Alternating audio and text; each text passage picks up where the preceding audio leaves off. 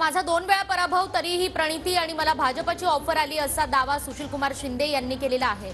अधिक माहिती आपण जाणून घेणार आहोत आपले प्रतिनिधी सागर सुरवसे यांच्याकडून। सागर, आपण पाहतोय की सुशीलकुमार शिंदे यांनी हे महत्त्वाचं विधान केलं आणि त्यानंतर आज चंद्रकांत पाटील सुद्धा त्यांच्या घरी येत आहेत। या सर्व घडामोडी, या हालचाली नेमकं काय सांगतायत? निकिता, आपण पाहिलं की खरं तर पंतप्रधान नरेंद्र मोदी यांचा 19 तारखेला दौरा होता आणि त्या पार्श्वभूमीवरतीच आता राजकीय वातावरण जे आहे ते तापायला सुरुवात झाल्याचं पाहायला मिळतंय। इकडे सुशीलकुमार शिंदे हे खरं तर काँग्रेसचे ज्येष्ठ नेते आहेत, देशाचे माजी केंद्रीय गृहमंत्री देखील ते राहिलेले आहेत। मात्र गेल्या अनेक दिवसांपासून सोलापूर जिल्ह्याच्या राजकीय वर्तुळामध्ये कुजबूज जे आहे ती सुरू होते, ते म्हणजे काँग्रेसच्या आमदार जे आहेत प्रणिती शिंदे या भाजपमध्ये येणार असल्याची चर्चा आहे। मात्र त्याला सुशीलकुमार शिंदे यांनी असतील किंवा प्रणिती शिंदे यांनी असतील वारंवार नकार दिलेला असला तरी आज मात्र या ठिकाणी सुशीलकुमार शिंदे यांनी अक्कलकोटमध्ये एक विधान केलेलं आहे की मला भाजपमधून 2 वेळा ऑफर आलेले आहे। त्याचबरोबर मलाच नव्हे तर प्रणिती शिंदे यांना देखील ही ऑफर आल्याचं त्यांनी सांगितलेलं होतं। असं